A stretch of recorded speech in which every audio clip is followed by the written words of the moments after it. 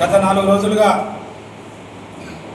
YCP నాయకులైనటువంటి మాజీ MLA Ramesh Kumar Reddy గారు మా మంత్రివర్యులపైన వారి కుటుంబ సభ్యులపైన నిరాధారణమైనటువంటి దానికి ఎటువంటి ఆధారాలు లేవు, వాటి మీద ఏదో చేయాలని మా మంత్రి గారి కుటుంబం మీద నిందలు మోపడం జరుగుతూ ఉంది. అయ్యా, మీరు ఎంతో నిజాయితీ పనులని చెప్పుకుంటున్నారు. ముందుగా మీకు ఒకటి చెప్పాలా, మీ నిజాయితీ గురించి ఒకటి చెప్తాము. 2019 వైసీపీ అధికారంలోకి వచ్చిన తర్వాత మీరు అప్పట్లో తెలుగుదేశంలోనే ఉన్నారు.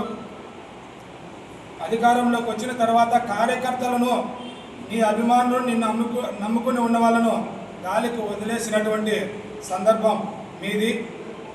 మా నాయకుడు సమర్థవంతుడు కాబట్టి, ఎంతోమంది నాయకులు ఉన్నా కూడా మా నాయకుడు సమర్థవంతుడు అని చెప్పి వెతికి మరీ చంద్రబాబు నాయుడు గారు వెతికి మరీ తీసుకొచ్చి సమర్థవంతుడు కాబట్టే టికెట్ ఇవ్వడం జరిగింది. అంతేగాని ఏదో ఎవరో కాళ్ళు పట్టుకొని మా నాయకుడు టికెట్ తెచ్చుకునే సందర్భం లేదు.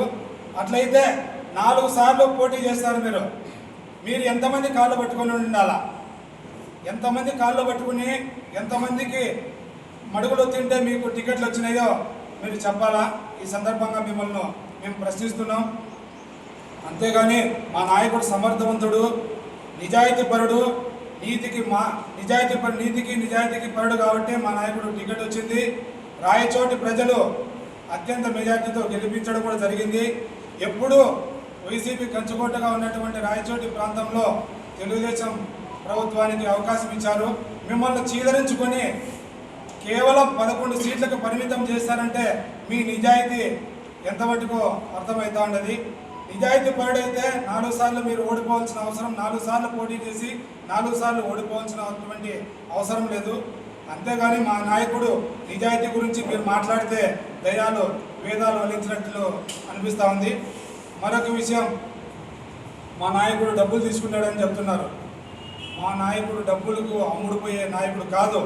నీతికి మారుపేరైనటువంటి మా నాయకుడు డబ్బులు తీసుకొని మీలాగా ఒప్పందాలు చేసుకొని, లోపాయకారితనం చేసుకొని, కాంట్రాక్టులు దక్కించుకొని ఏ పార్టీ అధికారంలో ఉన్నా కూడా మీ పనులు మీరు చేసుకొని పోతూ ఉంటారు.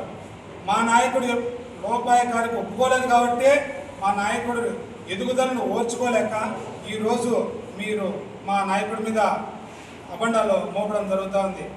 దయచేసి మీకు మరొకసారి చెప్తున్నాం, మా మండిపల్లి రామప్రసాద్ రెడ్డి గారి మీద కానీ వారి కుటుంబం మీద కానీ ఎటువంటి వ్యాఖ్యలు చేసినా కూడా తెలుగుదేశం పార్టీ కుటుంబ సభ్యులు ఎవరు కూడా సహించేది ఉండదు.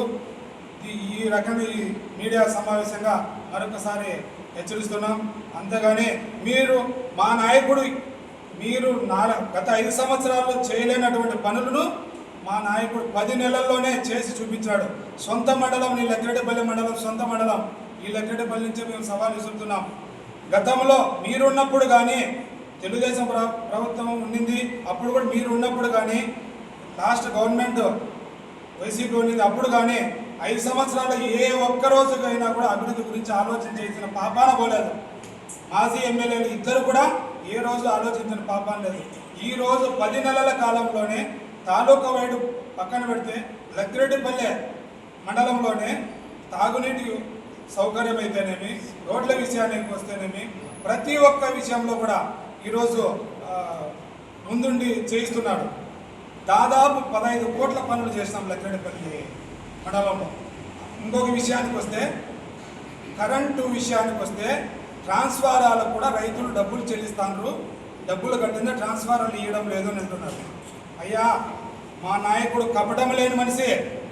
నీ దగ్గర ఉండే అనుచరులు ఎంతమంది వచ్చి మా దగ్గర లెటర్లకు తీసుకొచ్చి సంతకాలు పెట్టించుకొని పోయి ట్రాన్స్ఫారాలు తీసుకోలేదు. ఈ అనుచరులను ప్రతి ఒక్కరిని ప్రశ్నించి అడుగు.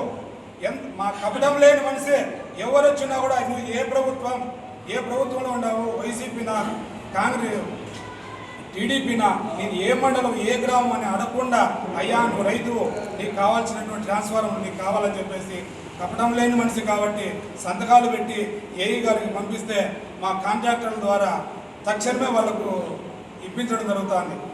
తెలుగుదేశం ప్రభుత్వంలో ఉండే కార్యకర్తల కంటే మీ దగ్గర ఉండే వాళ్ళకే పనులు ఎక్కువ చేయించుకొని పోతాండ్రు. మేము అన్ని పార్టీలు డబ్బులు తీసుకొని ఇంకోటి మా పార్టీ సిద్ధాంతం కాదు. మేము ఏదైనా తప్పు చేస్తా ఉన్నా కూడా మా మంత్రి గారు ఏ దానికి సహించరు. ఎవడో ఒక ట్రిప్ కంకర ఎత్తపోయినారని నీ స్థాయికి దిగదార్చుకొని దొంగతనం చేస్తారు, ఒక ట్రిప్ కంకర దొంగతనం చేస్తారని చెప్పేసి నీ స్థాయి దిగదారి మాట్లాడము తగదు. నువ్వు మాజీ ఎమ్మెల్యేగా ఉన్నావు, ఇన్ఛార్జిగా ఉన్నావు, నీ స్థాయికి దిగదారి మాట్లాడడం ఇది తగదని మరొకసారి హెచ్చరిస్తున్నాం. మా మంత్రి గారి మీద కానీ వారి కుటుంబ సభ్యులు కానీ కడిగిన ముత్యం, అవినీతి ఎక్కడా కూడా అవినీతి చేయలేదు కాబట్టి మా నాయకుడు టికెట్ వచ్చింది, మెజార్టీతో గెలుచుకోవడం జరిగింది.